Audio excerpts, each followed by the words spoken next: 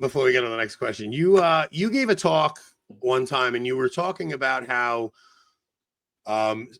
pornography and sexual impurity is something like trads really struggle with. And then Trent Horn came out with a video about saying how like this was the dark secret of the trad movement.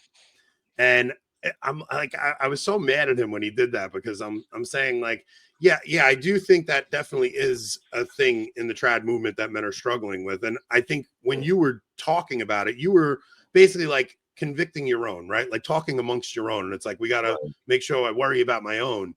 And there was this, the way he worded it made it seem like that sin only exists in the trad movement. And I'm like, Well, he's obviously never heard confessions.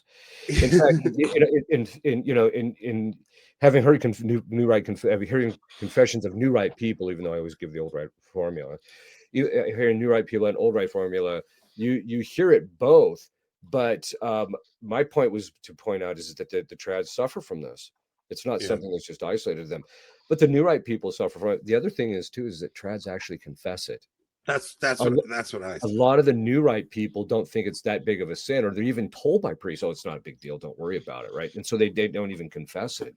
Yeah, that was what I took away from it. I said, well, maybe the dark secret in the in your typical parish is that confession isn't talked about enough, and maybe sin isn't talked about enough, and maybe that's the problem here. That these things need to be discussed more.